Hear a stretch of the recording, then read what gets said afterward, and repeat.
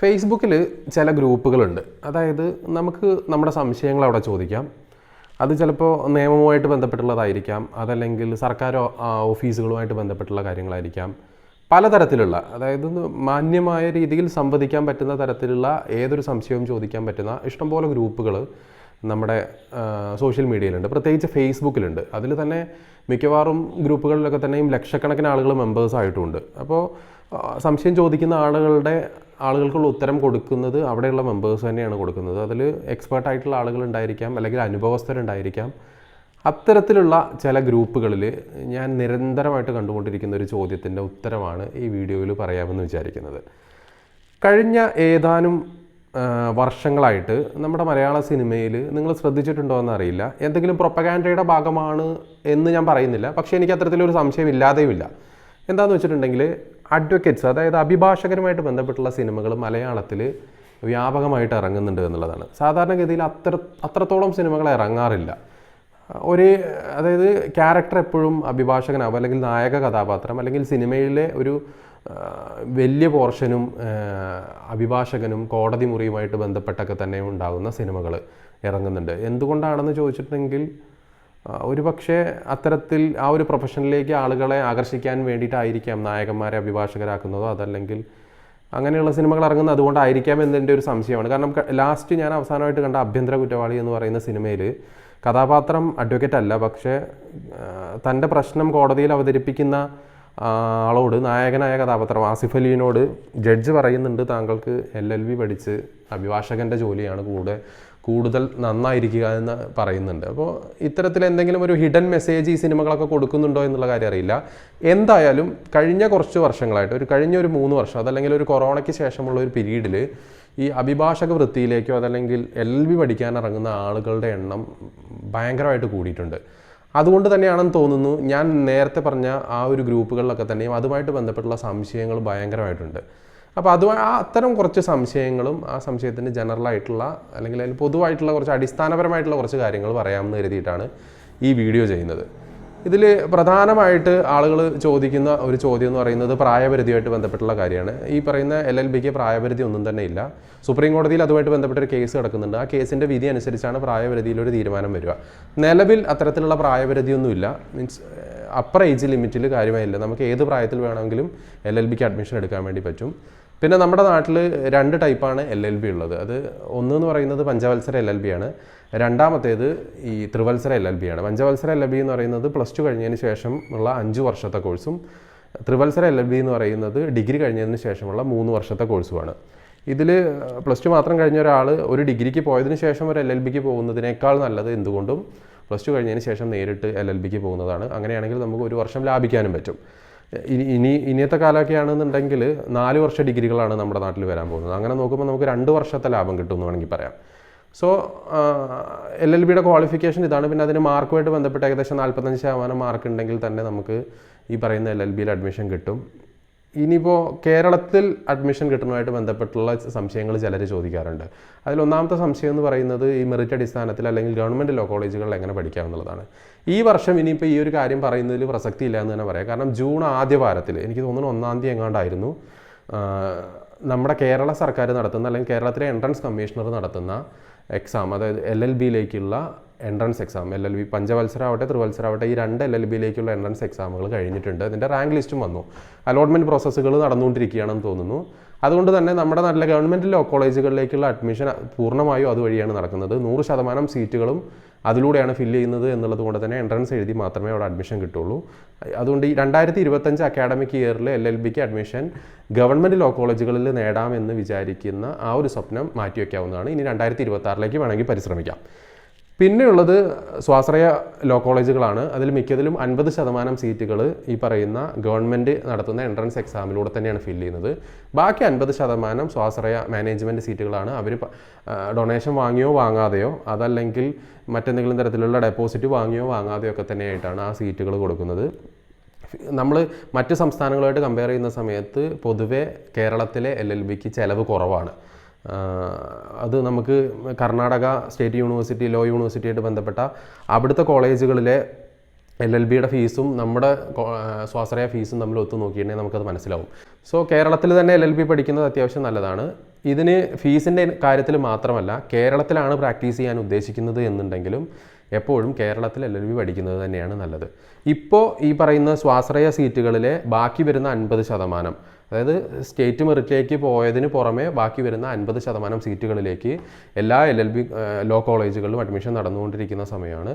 മിക്കവാറും ലോ കോളേജുകളിലും ത്രിവത്സര LLBയും പഞ്ചവത്സര LLBയും ഉണ്ട്. അതുപോലെ തന്നെ പഞ്ചവത്സര LLB മാത്രമുള്ള ലോ കോളേജുകളും കേരളത്തിലുണ്ട്.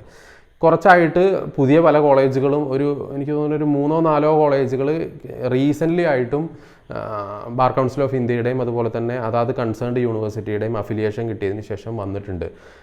ഈ പറയുന്ന കോളേജുകളുടെ ലിസ്റ്റിലേക്ക് കയറി വന്നിട്ടുണ്ട്. സോ LLB സീറ്റുകൾ ആവശ്യത്തിലധികമുണ്ട്. ഇനി ഇതിൽ ഏറ്റവും പ്രധാനപ്പെട്ട അല്ലെങ്കിൽ നിരന്തരം കണ്ടുകൊണ്ടിരിക്കുന്ന, ആളുകൾക്ക് എത്ര ചോദിച്ചാലും തീരാത്ത ഒരു സംശയമായിട്ട് കണ്ടിട്ടുള്ള ഒരു ചോദ്യമാണ് LLB വിദൂര വിദ്യാഭ്യാസം വഴി എടുക്കാൻ പറ്റുമോ എന്നുള്ള ചോദ്യം. ഇതിന് ജനറലി ഒറ്റ ഉത്തരമേ ഉള്ളൂ, അതില്ല എന്നുള്ളതാണ്. കാരണം ബാർ കൗൺസിൽ ഓഫ് ഇന്ത്യയുടെ റെഗുലേഷൻസ് അനുസരിച്ച് വിദൂര വിദ്യാഭ്യാസം വഴി അതല്ലെങ്കിൽ ഡിസ്റ്റൻറ്റ് മോഡിൽ എടുക്കുന്ന LLBക്ക് വാല്യൂ ഇല്ല. അതല്ലെങ്കിൽ അത് വെച്ച് അഭിഭാഷകനായിട്ട് പ്രാക്ടീസ് ചെയ്യാൻ വേണ്ടിയിട്ട് സാധിക്കില്ല. നമ്മൾ മിക്കവാറും എന്നല്ല 90% ആൻഡ് എബോവ് ആളുകളുടെയും LLB എടുക്കുന്നതിൻ്റെ ഉദ്ദേശം എന്ന് പറയുന്നത് അഭിഭാഷകനായിട്ട് എൻറോൾ ചെയ്യുക, ആ കോട്ട് ഇടുക, അല്ലെങ്കിൽ അതിൽ നിന്ന് കിട്ടുന്ന സോഷ്യൽ സ്റ്റാറ്റസ്, പിന്നെ അഭിഭാഷക വൃത്തി, ഇത്തരത്തിലുള്ള കാര്യങ്ങൾ ഉദ്ദേശം വെച്ചിട്ട് തന്നെയാണ് കൂടുതൽ ആളുകളും LLB എടുക്കുന്നത്. സോ ഈ ഡിസ്റ്റൻ്റ് ആയിട്ടുള്ള LLB വെച്ച് കിട്ടില്ല എന്നുള്ളതാണ് യാഥാർത്ഥ്യം. ഇതിൽ ശ്രദ്ധിക്കേണ്ട ഒരു കാര്യമുണ്ട്. അതായത് LLB ഡിസ്റ്റൻ്റ് ആയിട്ട് കൊടുക്കാമെന്ന് പറഞ്ഞിട്ട് ഒരുപാട് സ്ഥാപനങ്ങൾ, അല്ലെങ്കിൽ ഡിസ്റ്റൻ്റ് ആയിട്ട് ചെയ്യാമെന്ന് പറഞ്ഞിട്ട് ഒരുപാട് സ്ഥാപനങ്ങൾ നമ്മുടെ നാട്ടിൽ പരസ്യം ചെയ്യുന്നതായിട്ട് കാണാൻ പറ്റും. കേരളത്തിലുള്ളത് ഏജൻസികളാണ്. നമ്മൾ പഠിക്കാൻ പോകുന്ന യൂണിവേഴ്സിറ്റി മറ്റ് സംസ്ഥാനങ്ങളെ, പ്രത്യേകിച്ച് കർണാടകയിലെ ലോ യൂണിവേഴ്സിറ്റിയിലാണ് നമ്മുടെ LLB വരുന്നത്. അവരാണ് നമുക്ക് പ്രധാനമായിട്ടും നമ്മൾ ക്ലാസ്സിൽ പോകേണ്ട കാര്യമില്ല, എക്സാം മാത്രം എഴുതിയാൽ മതി എന്ന തരത്തിലുള്ള LLB ഓഫർ ചെയ്യുന്നത്. ഇതിൻ്റെ ഒരു പ്രത്യേകത എന്താണെന്ന് വെച്ചിട്ടുണ്ടെങ്കിൽ, നിങ്ങൾ അതൊരു ഡിസ്റ്റൻറ്റ് മോഡ് LLB ആണെന്ന് തെറ്റിദ്ധരിക്കരുത്. ഒന്ന്, നിങ്ങൾക്കത് ഡിസ്റ്റൻ്റ് ആയിരിക്കാം, അതായത് നിങ്ങളുടെ അനുഭവത്തിൽ നിങ്ങൾ പഠിക്കാൻ കോളേജിലേക്ക് പോകുന്നില്ല എന്നുള്ളതേ ഉള്ളൂ. അവർ നിങ്ങളെ രജിസ്റ്റർ ചെയ്യുന്നത് ഒരു റെഗുലർ സ്റ്റുഡൻ്റ് ആയിട്ട് തന്നെയാണ്. നിങ്ങൾ കോളേജിൽ ചെന്നതായിട്ട് തന്നെയാണ് അവർ രേഖയുണ്ടാക്കുക. നിങ്ങൾക്ക് 75% അറ്റൻഡൻസ് അക്കാഡമിക് ഇയറിൽ ഉണ്ടായിരുന്നു എന്നുള്ളത് തന്നെയാണ് രേഖകൾ ഉണ്ടാവുക. അങ്ങനെ അതിനുശേഷം മാത്രമാണ് നമ്മളെ എക്സാം എഴുതാൻ വിടുന്നതും, അല്ലെങ്കിൽ നമുക്ക് അതിൻ്റെ ഈ കരിക്കുലമായിട്ട് ബന്ധപ്പെട്ടുള്ള ആക്ടിവിറ്റീസും എല്ലാ കാര്യങ്ങളും പൂർത്തിയാക്കിയിട്ട് തന്നെയാണ് നമ്മളെ എക്സാം എഴുതാൻ വിടുന്നത്. അതല്ലാതെ ഡിസ്റ്റൻ്റ് ആയിട്ട് നമ്മൾ വീട്ടിലിരുന്ന് പഠിച്ചു നമ്മൾ എക്സാം എഴുതാൻ ചെന്നു പറഞ്ഞാൽ അത്തരത്തിലൊരു LLBക്ക് ഇന്ത്യയിൽ മീൻസ് ഈ പറയുന്ന അഭിഭാഷക വൃത്തിയിലേക്ക് ഇറങ്ങാൻ പറ്റില്ല. ഒരു ബാർ കൗൺസിലിൻ്റെ കീഴിലും, ഏത് സംസ്ഥാനമായിക്കോട്ടെ, ഏത് ബാർ കൗൺസിലിൻ്റെ കീഴിലും നമുക്ക് എൻറോൾ ചെയ്യാനായിട്ടും പറ്റില്ല. ഇപ്പോൾ ഇവർ ചെയ്യുന്നത് റെഗുലർ മോഡിലാണെന്ന് കാണിച്ചുകൊണ്ട് രേഖകൾ ഉണ്ടാക്കിയിട്ട് തന്നെ നമുക്ക് ഈ പറയുന്ന സർട്ടിഫിക്കറ്റ് പ്രൊവൈഡ് ചെയ്യുകയാണ് ചെയ്യുന്നത്. നമ്മൾ എക്സാമും കാര്യങ്ങളൊക്കെ തന്നെ എഴുതേണ്ടി വരും. ഇത് ഞാനൊരിക്കലും ഇത്തരത്തിലുള്ള LLB പ്രോത്സാഹിപ്പിക്കാൻ വേണ്ടിയിട്ടോ അല്ലെങ്കിൽ അത്തരത്തിലൊരു വഴിയുണ്ട് എന്ന് പറയാൻ വേണ്ടിയിട്ടോ ചെയ്തിട്ടുള്ളതല്ല. ഈ ഒരു കോളേജിൽ പോയി റെഗുലർ സ്റ്റുഡൻ്റായി പഠിച്ച് നേടുന്ന LLB തന്നെയാണ് നമുക്ക് ആത്മവിശ്വാസവും കാര്യങ്ങളും തരിക. അത് നമുക്ക് ഒരാളെ മുന്നിൽ ചെന്നിരിക്കുമ്പോൾ മാത്രമല്ല, നമുക്ക് അഭിഭാഷകനായി കോടതിക്കുള്ളിൽ ചെല്ലുമ്പോഴും നമുക്ക് നമ്മുടെ മനസ്സമാധാനത്തിനും ആത്മവിശ്വാസത്തിനും നല്ലത് ഇത്തരത്തിലുള്ള LLB ചെയ്യുന്നത് തന്നെയാണ്, അതായത് റെഗുലർ മോഡിൽ ചെയ്യുന്നതാണ്. ഇതിൽ തന്നെ ഏറ്റവും നല്ലത് കേരളത്തിൽ LLB ചെയ്യുന്നതാണ്.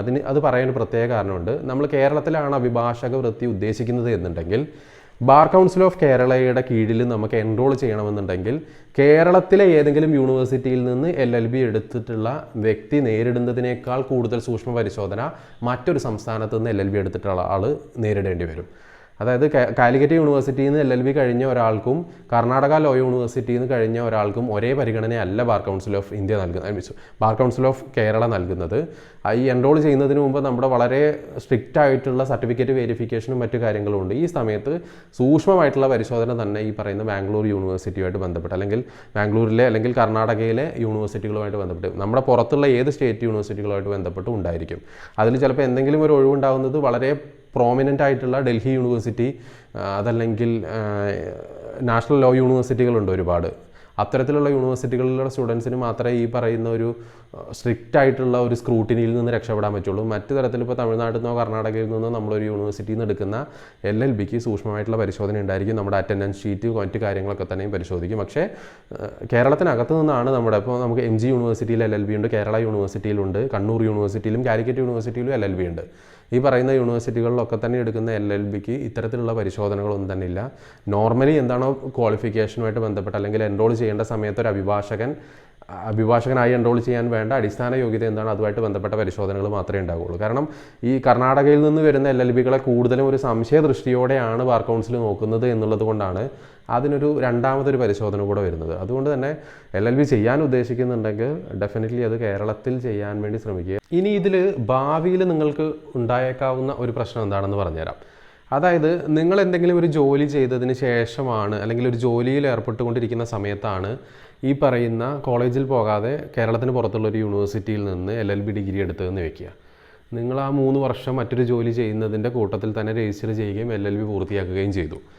ഭാവിയിൽ ആരെങ്കിലും നിങ്ങളുടെ ഡിഗ്രി ചലഞ്ച് ചെയ്യുന്ന അല്ലെങ്കിൽ നിങ്ങൾ ഡിസ്റ്റൻ്റ് ആയിട്ടാണ് LLB പൂർത്തിയാക്കിയിട്ടുള്ളത്, റെഗുലറായിട്ട് ക്ലാസ്സിൽ പോയിട്ടില്ല എന്ന് പറഞ്ഞ് ചലഞ്ച് ചെയ്യുന്ന സമയത്ത് നിങ്ങൾ മറ്റൊരു സ്ഥലത്ത് ജോലിക്ക് പോവുകയും അതേ സമയം തന്നെ അപ്പുറത്ത് LLB ചെയ്തു എന്നുള്ളത് ഈസി ആയിട്ട് തന്നെ പൊളിയാവുന്ന ഒരു കള്ളമാണ്.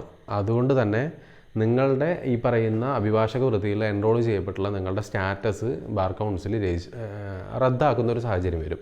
സോ അത്തരത്തിലുള്ള ടെൻഷനുകളോ കാര്യങ്ങളോ ഒന്നും തന്നെ ഇല്ലാതിരിക്കാൻ ഏറ്റവും ബെറ്റർ എന്ന് പറയുന്നതാണ് ഒരു ഡിസ്റ്റൻ്റ് മോഡ് എന്ന് പറയുന്ന സ്വപ്നം ഒഴിവാക്കിയിട്ട് കേരളത്തിൽ തന്നെയുള്ള കോളേജുകളിൽ നിന്ന് റെഗുലർ ആയിട്ടുള്ള ഒരു ഡിഗ്രി എടുക്കുക എന്നുള്ളത്. നിങ്ങൾക്ക് 2 ഗുണമാണ് ഉണ്ടാക്കുന്നത്. ഒന്ന്, നിങ്ങൾക്ക് സമയ ലാഭം ഉണ്ടാക്കിയിരിക്കും. അതുപോലെ തന്നെ പണത്തിൻ്റെ കാര്യത്തിലാണെന്നുണ്ടെങ്കിലും കേരളത്തിലൊരു LLB ചെയ്യുന്നതാണ് പൊതുവേ ചിലവ് കുറഞ്ഞിട്ടുള്ളൊരു രീതി. പിന്നെ നാട്ടിൽ ചെയ്തു എന്നുള്ള പറയുന്ന അല്ലെങ്കിൽ ഏതോ ഒരു സിനിമയിൽ പറയുന്നുണ്ടല്ലോ, മറ്റേ അന്യ സംസ്ഥാനത്തെ പ്രൊഫസർക്ക് അണ്ടിപ്പരിപ്പ് മുന്തിരിയും കൊടുത്തിട്ടുണ്ടാക്കിയ LLB അല്ല, ഞാൻ കേരള യൂണിവേഴ്സിറ്റിയിൽ നിന്നാണ് LLB ചെയ്തത് എന്നൊരു ഡയലോഗുണ്ട്. അതുപോലെ തന്നെ നിങ്ങൾക്കൊരു സ്റ്റാറ്റസ് എന്നുള്ള നിലയ്ക്ക് പറയുമ്പോഴും കേരളത്തിൽ നിന്നാണ് LLB ചെയ്തത് എന്ന് പറയുന്നതാണ് കുറച്ചും കൂടെ ബെറ്റർ. അതല്ല, നിങ്ങൾക്ക് കേരളത്തിന് പുറത്ത് LLB ചെയ്യുകയും വേണം, സ്റ്റാറ്റസ് വേണമെന്നുണ്ടെങ്കിൽ ഡൽഹി യൂണിവേഴ്സിറ്റി പോലെയുള്ള അല്ലെങ്കിൽ നാഷണൽ ലോ യൂണിവേഴ്സിറ്റികൾ പോലെയുള്ള യൂണിവേഴ്സിറ്റികളിൽ LLB ചെയ്യാൻ വേണ്ടി ശ്രമിക്കുക. അപ്പോൾ നിങ്ങൾക്ക് സ്റ്റാറ്റസ് മാത്രമല്ല, മൊത്തത്തിൽ നിങ്ങളുടെ അഭിഭാഷക വൃത്തിയായിട്ട് ബന്ധപ്പെട്ടുള്ള അതല്ലെങ്കിൽ ഈ ഒരു മേഖലയിൽ ഈ ഒരു സെക്ടറിൽ നിങ്ങൾ പ്രാക്ടീസ് ചെയ്യാൻ പോകുന്ന നിങ്ങളെ മൊത്തത്തിൽ ഭാവിയെ തന്നെയും ഈ പറയുന്ന പ്രൊമനൻ്റ് ആയിട്ടുള്ള യൂണിവേഴ്സിറ്റികളിൽ ചെയ്തിട്ടുണ്ടെങ്കിൽ മാറ്റം ഉണ്ടായിരിക്കും. സോ പറഞ്ഞു വന്നത് ഇതാണ്, ഡിസ്റ്റൻ്റ് ആയിട്ടുള്ള ഒരു LLB ഇല്ല. ഇനി അത്തരത്തിൽ ആരെങ്കിലും നിങ്ങൾക്കൊരു വാഗ്ദാനം നൽകുകയാണെന്നുണ്ടെങ്കിൽ അവർ ഈ ചെയ്യുന്നത് ഒരു വളഞ്ഞ വഴിയിലൂടെ നിങ്ങൾക്കൊരു LLB സംഘടിപ്പിച്ച് തരാൻ വേണ്ടിയിട്ട് അവർ ശ്രമിക്കുകയാണ് ചെയ്യുന്നത്. ഇനി മറ്റൊരു എക്സാമ്പിളും കൂടെ പറഞ്ഞിട്ട് അവസാനിപ്പിക്കാം. നമ്മുടെ പ്രാഞ്ചിയേട്ടൻ സിനിമയിൽ കള്ളൻ്റെ കയ്യിലെ പണവും സാധാരണ അധ്വാനിച്ചുണ്ടാക്കിയവൻ്റെ കയ്യിലെ പണവും തമ്മിൽ എന്തെങ്കിലും വ്യത്യാസമുണ്ടോ എന്നുള്ളൊരു ചോദ്യം ചോദിക്കുമ്പോൾ നമ്മുടെ ആരുടെ ക്യാരക്ടറാണ്, EK ശ്രീരാമൻ്റെ ക്യാരക്ടറാണെന്ന് തോന്നുന്നു, പുള്ളിക്കാരൻ കൊടുക്കുന്നൊരു മറുപടി ഉണ്ട്. അതായത് കള്ളൻ്റെ കയ്യിലെ പണത്തിന് അതേ എപ്പോഴും ആ ഒരു ടെൻഷനും കൊണ്ടായിരിക്കും നടക്കുക, അതേസമയം അധ്വാനിച്ചുണ്ടാക്കിയവൻ്റെ പൈസയ്ക്ക് അയാൾക്ക് ആ ടെൻഷൻ ഉണ്ടാവില്ല, കാരണം അയാൾ അർഹതപ്പെട്ട പണം കൊണ്ടാണ് നടക്കുന്നത്. അതുപോലെ തന്നെയാണ് ഡിഗ്രികളുടെയും അല്ലെങ്കിൽ എഡ്യൂക്കേഷണൽ ക്വാളിഫിക്കേഷൻ്റെയൊക്കെ കാര്യം. നിങ്ങളത് വളഞ്ഞ വഴിയിലൂടെയാണ് നേടുന്നത് എന്നുണ്ടെങ്കിൽ ഒരു പക്ഷേ നിങ്ങൾക്ക് നാളെ ഇൻ ഫ്യൂച്ചറിൽ ഒരാളുടെ മുന്നിൽ പോയിട്ട് നിങ്ങളുടെ ഡിഗ്രി സർട്ടിഫിക്കറ്റ് നീട്ടാൻ ചിലപ്പോൾ ഒരു മടി ഉണ്ടായിരിക്കാം. ഇനി LLB അഡ്മിഷനുമായിട്ട് ബന്ധപ്പെട്ടോ അതല്ലെങ്കിൽ കോഴ്സുമായിട്ട് ബന്ധപ്പെട്ട് ക്വാളിഫിക്കേഷനുമായിട്ട് ബന്ധപ്പെട്ട് എന്തെങ്കിലും തരത്തിലുള്ള സംശയങ്ങളുണ്ടെങ്കിൽ കമൻറ്റ് ബോക്സിൽ ചോദിക്കാം. എന്നെക്കൊണ്ടാവുന്ന തരത്തിൽ ഞാൻ മറുപടി നൽകാൻ വേണ്ടിയിട്ട് ശ്രമിക്കുന്നതാണ്.